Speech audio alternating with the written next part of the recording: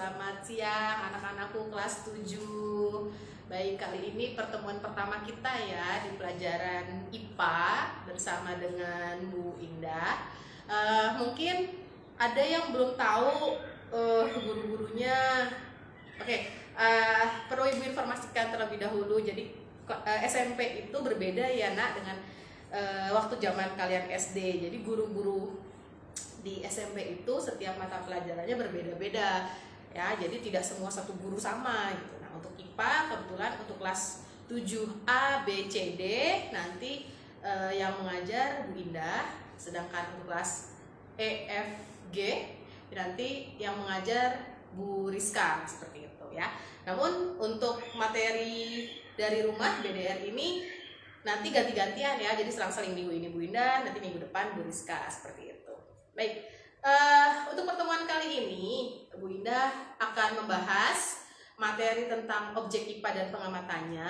Kalian sudah punya bukunya ya, jadi materi tidak hanya melulu didapat dari guru-guru saja, jadi kalian harus aktif sendiri, cari di internet sebanyak mungkin ya. Jadi jangan cuma nunggu disuapin aja nih, nunggu dari Bapak Ibu guru aja deh, jangan seperti itu ya, karena kalian sudah SMP, sudah satu langkah lebih dewasa dari SD, jadi harus lebih mandiri ya.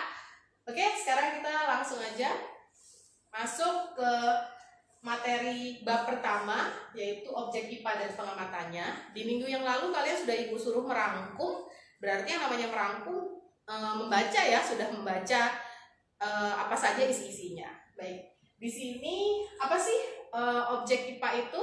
Kira-kira IPA itu apa sih? Nah, IPA atau ilmu pengetahuan alam itu dibagi menjadi empat bagian ya. Yang pertama adalah fisika, kemudian kimia, biologi, dan ilmu bumi dan antariksa. Oke, nanti penjelasannya akan ada di slide berikutnya. Nah, objek IPA, tadi kan judulnya objek IPA dan pengamatannya. Apa sih objek IPA itu? Nah, objek IPA adalah seluruh benda di alam ya, yang hidup maupun tidak hidup, dan segala interaksinya untuk dipelajari pola-pola keteraturannya. Jadi misalnya ada angin berhembus pun itu termasuk ke dalam ilmu pengetahuan alam ya. Kemudian ada fenomena alam seperti gerhana matahari, gerhana bulan, hujan, terjadinya siang dan malam, itu adalah apa? Fenomena alam. Bagian ilmu apa? IPA. Ya, nanti di bab terakhir kita akan belajar tentang tata surya nanti di semester 2 gitu. Jadi materinya akan seru banget ya. Selanjutnya, oke. Kenapa sih kok kita harus mempelajari IPA? Emang apa sih fungsinya? Manfaatnya untuk apa sih? Nah, pertama, untuk meningkatkan kualitas hidup ya. Jadi kalau kita tidak belajar IPA, sedangkan kita kan makhluk hidup, IPA itu tadi yang disebutkan, IPA itu masuk ke dalam komponen hidup dan tidak hidup ya. Makhluk hidup itu apa aja? Manusia, hewan, tumbuhan, jasad trenik atau mikroorganisme itu juga termasuk makhluk hidup ya. Kemudian yang kedua, memahami berbagai hal di sekitar kita. Yang tadi Ibu katakan, terjadinya siang dan malam. Nah, kok bisa sih? Apakah itu mistis? Apakah itu ada yang bikin jadi dibikin orang? Itu bukan, itu fenomena alam terjadi. Jadi ini memahami kenapa bisa terjadi siang dan malam, kenapa bisa terjadi hujan, kenapa mendung dulu, kayak gitu ya. Selanjutnya, menyelesaikan masalah dan berpikir logis dan sistematis. Poin 3 dan 4 ini biasanya nanti ketika kalian sudah dewasa ingin menjadi ilmuwan atau peneliti, tidak hanya peneliti IPA tapi peneliti pelajaran apapun, untuk membuat suatu penelitian harus menyelesaikan masalah dan berpikirannya runut atau runtut, jadi logis ya, sistematis, seperti itu. Tuh, barangkali ada yang mau jadi peneliti gitu kan ke depannya, jadi profesor mungkin, amin ya kan gitu. Lanjut. Tadi IPA ada 4 komponen, fisika, biologi, kimia, dan ilmu bumi dan antariksa. Yang pertama fisika. mempelajari tentang aspek mendasar apa tuh? Misalnya energi, gaya, gerak, panas, cahaya, dan berbagai gejala alam fisik lainnya. Misalnya gini, mobil berjalan dari kota A ke kota B. Nah itu nanti dihitungnya menggunakan rumus atau perhitungan fisika. Atau kecepatan angin, anginnya berhembus, ada yang hembusnya pelan, ada yang hembusannya kencang. Nah itu bisa diukur menggunakan ilmu apa? Fisika. Berikutnya kimia, meliputi penyelidikan tentang penyusun dan perubahan zat. Ini misalnya erat sekali dengan kehidupan kita sehari-hari. Misalnya nasi nggak dimakan, didiemin, lama-lama jadi basi. Roti jadi berjamur. Atau fermentasi yogurt dari susu ya difermentasi menjadi yogurt. Nah itu masuknya ke dalam kimia ya. Selanjutnya biologi. Biologi mempelajari tentang sistem kehidupan mulai dari ukuran predik sampai lingkungan yang sangat luas.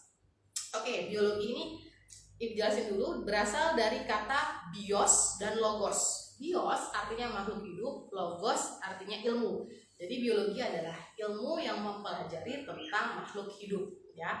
Makhluk hidup dari yang mana? Dari yang sangat kecil, jasad renik, sampai yang tingkat besar. Mungkin waktu kalian kelas 6, waktu SD kalian pernah belajar rantai makanan, piramida makanan, jaring-jaring kehidupan. Nah itu mempelajari tentang biologi. Bagaimana sih dari produsen, konsumen, sehingga pengurai, jasa kredit ya. Selanjutnya ilmu bumi dan antariksa, mempelajari asal mula bumi, perkembangan dan keadaan saat ini, bintang-bintang, planet-planet, dan berbagai benda langit lainnya. Oke, jadi matahari ketika siang hari, bulan, bintang pada malam hari, atau benda-benda langit lainnya seperti meteor, komet. Nah, itu kita bahas juga ternyata di dalam ilmu pengetahuan alam ya. Next, bagaimana sih cara mempelajari lingkungan sekitar? Next Pak. Oke, kita bisa melakukan dengan penyelidikan ilmiah ya. Lanjut. Oke, dalam proses IPA kita biasanya melakukan penyelidikan ilmiah. Jadi nggak harus nunggu kalian jadi peneliti dulu atau jadi profesor dulu nih, karena kelamaan kan nunggu gede. Dari kalian kecil pun mungkin kalian pernah melakukan penelitian. Misalnya waktu SD kalian pernah disuruh oleh gurunya untuk menanam kecambah atau kacang hijau dengan media kapas basah, ya kan? Ditaruh beberapa butir kacang hijau. Kemudian yang satu ada yang ditaruh dekat sinar matahari, katakanlah pot A. Pot A kita taruh dekat matahari, pot B kita taruh di dalam lemari yang tidak ada terkena sinar matahari. Nah, apa yang akan kita lakukan? Yaitu pertama, kita akan melakukan pengamatan. Jadi menggunakan panca indera, termasuk melakukan pengukuran dengan alat ukur yang sesuai. Pengamatan dilakukan untuk mengumpulkan data dan informasi. Jadi kan kita tetesin terus kan, kita beri air terus tanaman A dan B tadi, ya kan? Nah nanti setelah berapa hari kita ukur menggunakan panca indera kita. Apa panca inderanya yang berarti kita gunakan? Mata untuk melihat, ya kan, seperti itu. Kemudian melakukan pengukuran dengan menggunakan alat ukur. Apa alat ukurnya? Bisa menggunakan penggaris, panjang batangnya berapa sih, gitu, ya. Jadi kita mengamati perkembangan tanaman ini setiap hari. Gitu. Next. Kemudian membuat inferensi. Merumuskan penjelasan berdasarkan pengamatan. Penjelasan ini digunakan untuk menemukan pola-pola atau hubungan antar aspek yang diamati dan membuat perkiraan. Jadi gini kan, kita belum tahu nih kira-kira pot A yang terkena sinar matahari dengan pot B yang di dalam lemari yang nggak kena sinar matahari, kira-kira tumbuh yang mana ya? Apakah bagaimana ya? Apakah tumbuh tinggi yang mana? Lebih hijau yang mana? Lebih kuat batangnya, kokoh yang mana, seperti itu. Nah, kita kan belum tahu, jadi kita mengira-ngira, jadi baru bisa membuat perkiraan. Oh kayaknya yang numbuh tinggi lebih panjang kayaknya dekat sinar matahari deh. Kalian baru mengira-ngira, ya, itu perkiraan atau hipotesis. Oke, selanjutnya setelah itu kalian harus setelah hari H ditentukan, maksudnya pengukurannya sudah selesai, kalian harus mendapatkan hasil. Nah, nanti diukur tuh, oh pot A tingginya berapa, pot B tingginya berapa, tinggi tumbuhannya. Nah, nanti kalau kalian sudah dapat hasil, kalian harus menuliskan dalam bentuk apa? Tabel bisa, bagan bisa, gambar bisa. Nah, seperti itu. Jadi harus dikomunikasikan. Setelah kalian menulis lewat tabel atau grafik, bagan, gambar, kalian harus melaporkan dong penelitian kalian. Percuma kalau kalian tidak melaporkan, sudah capek-capek meneliti, kalau nggak dilaporkan untuk apa? Jadi harus dilaporkan dalam bentuk apa? Lisan secara presentasi seperti ini, atau berupa tulisan buat laporan, buat clipping, buat makalah dikumpulkan seperti itu ya. Lanjut. Oke, ini penyelidikan ilmiah yang tadi ya. Jadi mengamati, kemudian interferensi, dan selanjutnya adalah mengkomunikasikan. Next. Nah, sikap apa saja sih yang harus dimiliki oleh seorang peneliti? Seorang peneliti yang baik, dia harus memiliki pertama sifat yang teliti. Jadi tidak selebor, jadi nggak asal-asalan datanya gitu. Jadi benar-benar harus diukur dengan teliti kalau mengukur tinggi tumbuhan seperti itu. Kemudian sabar. Jadi harusnya misalnya nanam tumbuhan ini harusnya seminggu, tapi karena orang ini tidak sabar, udahlah 3 hari aja lah gitu. Nah, itu kan tidak sabar. Nah, itu bukan merupakan sifat peneliti. Selanjutnya rasa ingin tahu yang tinggi. Kenapa sih bisa ada banyak penelitian-penelitian di muka bumi ini? Ya karena yang meneliti mempunyai jiwa rasa ingin tahunya tinggi. Kira-kira kalau misalnya yang tadi kan kita melakukan penelitian, kira-kira kalau misalnya taruh di samping jendela kena sinar matahari sama di dalam lemari, bagusan yang mana ya, tanaman ya, tumbuh subur yang mana ya. Nah, itu kan berarti kan ada jiwa keponya gitu. Nah, itu bagus kalau untuk sikap seorang peneliti, tapi nggak kepo masalah tetangga juga ya gitu. Jadi kepo dalam hal yang ilmiah. Oke, selanjutnya objektif. Objektif itu dia menyajikan data secara real, secara nyata, tidak dibohong, tidak dimanipulasi datanya, tidak dibohongi datanya gitu. Jadi ya sudah apa adanya. Kalau tumbuhan itu memang tumbuhnya pendek, ya sudah dibilang pendek, tidak ditambah-tambahi jadi panjang gitu. Ya. Berikutnya, sikapnya harus tenang, tidak gerasa gerusu, tidak terburu-buru ya. Jadi tetap tenang, stay cool. Oke, next. Oke, bagaimana pengukuran sebagai bagian dari pengamatan? Nah, untuk mengukur, ya, next, lagi. Oke, untuk mengukur kita bisa menggunakan, kalau misalnya kamu nggak punya penggaris, kita bisa nih menggunakan jengkal. Namun jengkal ini adalah satuan yang tidak baku. Ya, misalnya Ibu mau mengukur, Bu Indah mau mengukur meja, ya. Nah, katakanlah mejanya ini adalah 5 jengkal tangan Bu Indah. Tapi apakah sama 5 jengkal tanganmu juga? Tentu tidak, belum tentu sama 5 jengkal juga. Mungkin aja tanganmu karena lebih kecil, 8 jengkal tanganmu seperti itu. Nah, jadi satuan jengkal ini, jengkal ya, ini tidak digunakan dalam kesepakatan satuan internasional karena jengkalnya ukurannya berbeda-beda ya, jadi tidak digunakan satuan baku. Sehingga kita harus pakai apa?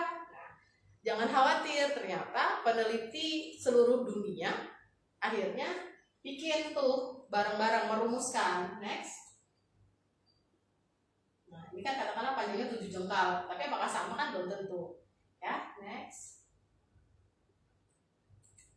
Oke, nah satuan kan tadi jengkal tadi. Nah, untuk mengukurnya pakai yang namanya besaran. Apa sih besaran itu? Besaran adalah segala sesuatu tadi segala sesuatu yang dapat diukur. Nah, ciri besaran fisika yang pertama dia harus dapat diukur, ya. Kalau misalnya batu bisa diukur tidak? Tidak. Meja bisa, gitu. Jadi kita bisa mengukur meja, jadi besaran fisika. Kemudian dia memiliki satuan. Satuannya apa? Kalau pakai penggaris ya satuannya sentimeter gitu. kemudian dinyatakan dengan angka 10 cm kah, 20 cm kah, kayak gitu ya. Next. Oke, besaran-besaran dalam IPA ada besaran pokok, besaran turunan, besaran vektor, dan besaran skala. Di hari ini kita akan bahas tentang besaran pokok. Nanti minggu depan kita bahasnya besaran turunan. Jadi hari ini kita akan fokus ke besaran pokok saja. Oke, next. Oke, ini besaran pokok ya. Tadi yang Ibu bilang ini kecambah misalnya diukur menggunakan penggaris. Nah, penggaris ini alat ukur, satuannya apa? Sentimeter. Dan harus berupa angka gitu. Nah, ini timbangan berarti dapat diukur ya, berat badan, massa. Ini suhu yang lagi akhir-akhir ini karena corona, demam, untuk mengukur suhu digunakan. Kemudian ini ampere meter, stopwatch. Ini apa ini? Laser ya. Oke, next aja boleh Pak. Nah ini, jadi yang tadi Ibu bilang, karena jengkal setiap orang jengkalnya beda-beda ya. Jadi dibikin tuh besaran-besaran yang disetujui dalam Satuan Sistem Internasional atau SI. Jadi yang tadi peneliti seluruh dunia, yaudah kita berembuk deh, kita bikin satuannya SI, Satuan Internasional, ada 7 besaran. Yang pertama panjang, ya. Panjang ini satuannya meter, ingat-ingat. Kalau kamu di sini di Teluk Pucung, nanti kamu ada rezeki jalan-jalan misalnya ke Belanda, ke naik haji ke Mekah, ini meter ini orang luar pun akan tahu meter, gitu karena ini sudah kesepakatan internasional, sistem internasional. Tapi kalau kamu bilang jengkal, dia nggak akan tahu karena itu tidak baku, ya. Nah, alat ukurnya apa? Penggaris, ya, seperti itu. Kemudian yang kedua besaran massa. Massa ini artinya berat ya, massa berat. Ini satuan internasionalnya adalah kilogram, kg, dan alat ukurnya neraca atau timbangan.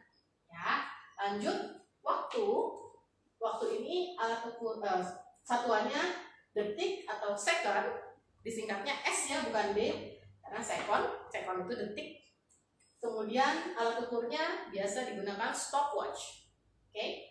Lanjut, suhu ini satuannya Kelvin, walaupun kita tahu ada Kelvin, Reaumur, Fahrenheit, Celsius. Nah, tapi yang digunakan internasional yaitu Kelvin. Jadi kalau di Indonesia kan kita pakainya Celsius ya, tapi kalau kalian ke luar negeri, mereka biasanya pakainya Kelvin atau Fahrenheit. Seperti itu. Jarang menggunakan Celsius biasanya. Nah, alat ukurnya berupa termometer. Berikutnya kuat arus. Kuat arus ini biasanya untuk mengukur kuat arus listrik. Ya, biasanya dia satuannya adalah ampere, disingkatnya A besar. Kemudian alat ukurnya namanya ampere meter. Kemudian yang berikutnya jumlah zat. Jumlah zat ini satuannya mol. Ya, alat ukurnya ada tapi jarang digunakan kalau jumlah zat. Oke, berikutnya intensitas cahaya. Untuk mengukur gelombang cahaya lampu, gelombang cahaya matahari, bisa menggunakan satuannya kandela atau CD. Tulisnya sebenarnya candela, tapi di Indonesia kan jadi kandela, ya. Dengan menggunakan alat light meter atau UV meter. Oke, next. Oke, ini kurang jelas ya, tapi nggak apa-apa. Ini alat ukur panjang, jadi tidak hanya menggunakan penggaris untuk mengukur panjang, kita bisa menggunakan jangka sorong, bisa menggunakan penggaris atau mistar. Ini juga sama-sama jangka sorong. Ini bisa menggunakan pita ukur yang biasa tukang bangunan ya, pita yang bisa dilipat dimuter itu roll meter. Ini namanya roll meter atau pita ukur yang buat tukang jahit itu juga bisa digunakan. Oke, next. Nah, ini adalah jangka sorong. Biasanya jangka sorong ini digunakan untuk mengukur panjang benda yang sempit. Misalnya botol, lubang botol, katakan lubang botol. Kalau kamu ukur pakai penggaris kan bisa tidak akurat. Nah, kita bisa menggunakan jangka sorong. Jadi jangka sorongnya dimasukkan di sini, nah nanti dibaca hasilnya seperti itu. Atau bisa juga mengukur benda yang sangat kecil, jadi tinggal dijepit aja. Karena kalau pakai penggaris mengukurnya kan bisa nggak akurat ya, jadi tinggal dijepit pakai jangka sorong, nanti diukur. Misalnya benda ini diukur pakai penggaris terlalu kecil, ya udah diukurnya pakai jangka sorong, dihitung. Berarti berapa? 1,5 cm. Next. Oke, berikutnya alat ukur massa. Alat ukur massa atau berat biasanya menggunakan neraca atau timbangan. Ingat-ingat, nama lain timbangan adalah neraca. Ya, nah ini adalah timbangan yang biasa digunakan di laboratorium. Ya, biasanya kita menemukan timbangan ini adanya di lab-lab seperti itu. Kalau di pasar jarang digunakan timbangan seperti ini. Jadi prinsipnya sama, beban ditaruh di sini, ya, beban ditaruh di sini, dan nanti pemberatnya diatur, digeser-geser supaya nanti ini tidak turun, jadi tetap seimbang. Nanti tinggal dibaca skalanya seperti itu, ya. Next. Ini juga sama, ini neraca, ini biasanya ada di tukang emas nih kalau kayak gini nih. Timbangan yang ada di tukang emas seperti ini, neracanya nanti bebannya yang mau diukur tinggal dimasukkan ke situ, sama skalanya nanti beban pemberatnya tinggal digeser-geser, dibaca skalanya gitu. Next. Oke, ini kalau ini sama ini prinsipnya seperti timbangan yang mungkin pernah lihat ya, ada di pasar gitu, sama yang timbangan bebek yang di pasar itu harus seimbang ya, itu juga sama prinsipnya. Kalau ini timbangan gantung, jadi nanti kita tinggal gantung ini ada buat nyantolinnya. Kemudian di sini biasanya berupa tentengan ya, entah kamu kresek atau karung, nanti dicantolin gini. Nah nanti kan akan ke bawah PR-nya. Nah ini nanti akan terbaca skalanya beratnya berapa. Kemudian kalau ini timbangan sama lengan ya, ya sudah, ini timbangan sama lengan, harus bebannya harus disamakan dengan pemberatnya supaya seimbang. Next. Oke, ini alat untuk mengukur waktu. Untuk mengukur waktu kita bisa menggunakan dua, yaitu pertama arloji atau jam, yang kedua stopwatch. Nah, alat untuk mengukur waktu dibedakan jadi dua, ada yang analog dan ada yang digital. Yang pertama yang analog dulu. Analog itu yang biasanya kamu pernah lihat jam dinding. Nah, jam dinding kan ada angkanya 1, 2, 3, 4 sampai 12. Nah, itu adalah analog. Berarti yang ini stopwatch, berarti dia ini analog ya, ini analog. Tapi kalau digital itu yang 12.00 misalnya. Atau 00 jam 00 kan 00 jam 12 malam ya. Atau jam 15.30. Nah, itu termasuk yang digital, jadi tidak ada jarumnya, tidak ada angka muternya ya, seperti itu yang digital. Ingat-ingat, biasanya nanti Bunda keluarin tuh soal apa bedanya analog dan digital. Oke, next. Oke, ini alat untuk mengukur suhu tubuh normal manusia. Normalnya adalah 36 sampai 37 derajat Celcius. 37 lebih bisa, biasanya kalau lebihnya 37,5 itu sudah masuknya demam. Tapi kalau 37 ke bawah, 37,5 ke bawah itu masih range-nya normal. Ya, yang pertama ini adalah termometer air raksa. Kenapa disebut termometer air raksa? Karena dia termometernya diisi oleh air raksa yang merah ini. Air raksa digunakan karena sifatnya dia adalah mudah memuai.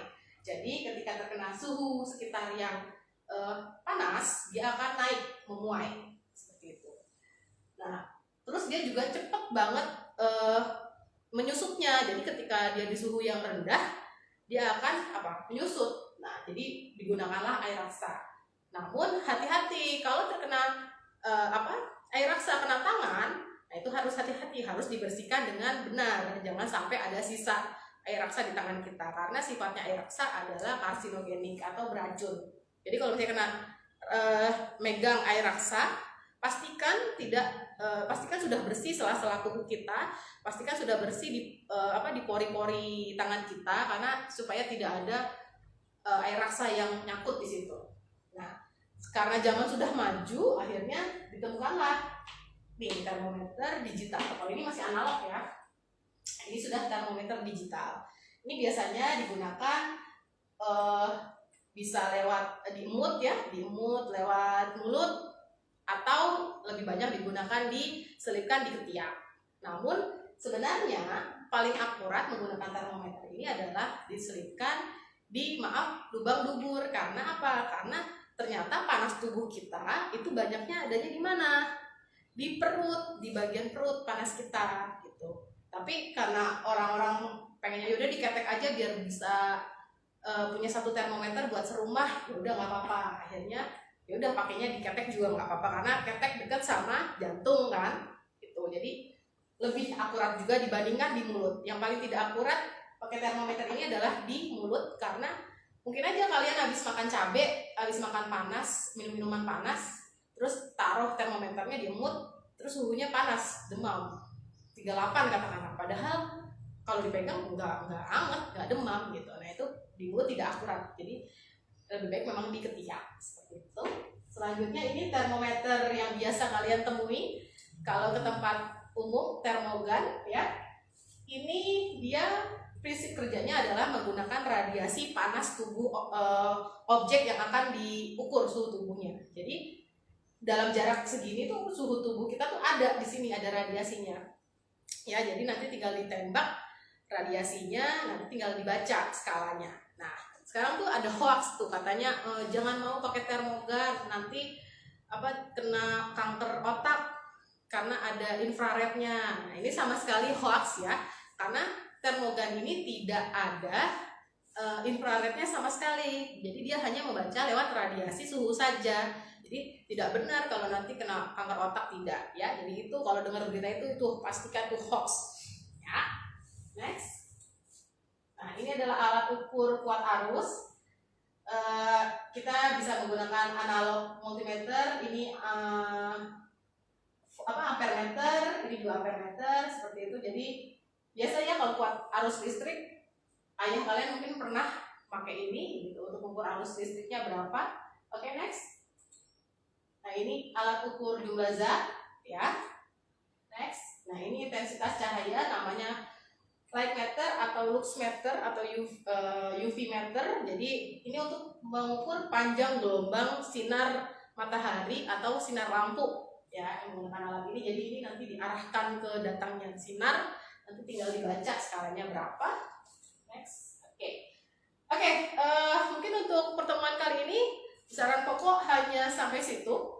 Jadi nextnya, pertemuan berikutnya kita akan bahas tentang besaran turunan ya. Tolong dibaca, dipahami dulu besaran turunan. Jadi nanti Bunda tinggal jelasin, udah enak, udah nyambung gitu ya. Next Pak. Oke, ini ada latihan soal. Ada 5 soal, tapi soal kelimanya beranak, nggak apa-apa. Jadi nanti kalian kerjakan. Sekarang boleh di capture dulu. Bunda kasih waktu untuk meng-capture ya. Jadi apa yang dimaksud dengan mengukur, apakah yang dimaksud dengan besaran pokok, sebutkan nama-nama besaran dan alat ukurnya. Kemudian sebutkan komponen-komponen dari IPA yang 4 tadi apa aja, ya kan. Terus ubahlah satuan berikut ini, yang kecil nih, kelas SD waktu 6, kelas 6 ini pernah nih kan, dari KM ke CM berapa, KG ke MB berapa, mililiter ke liter berapa. Sorry Pak, itu mililiter. Sorry, ini mililiter ya. Ini mililiter ke liter. Oke, kerjakan di buku tulis IPA. Kumpulkan hari Kamis, tanggal 30 Juli 2020. Oke, karena hari Jumatnya kita insya Allah Idul Adha. Jadi Ibu mau materinya minggu ini selesai dengan tugas yang kemarin. Karena kemarin kan tugasnya belum dikumpulkan kan. Jadi barengan dengan tugas yang pertama, dengan tugas yang kedua hari ini, nanti tinggal Ibu nilai. Oke?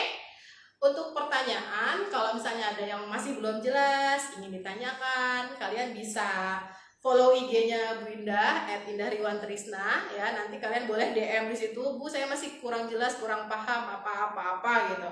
Nah nanti kalau misalnya Ibu lagi senggang bisa Ibu balas ya. Tapi kalau misalnya lagi rempong ya mungkin kelewat, Jadi insya Allah, tapi sebisa mungkin kalau ada pertanyaan tentang materi sekolah, Ibu akan jawab kayak gitu.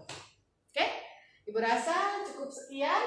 Oh, ini liter ya dirawat oleh Bapak operator kita, Pak Ruslan Budianto. Terima kasih Pak Ruslan. Yang belum jelas silakan yang Bunda ya.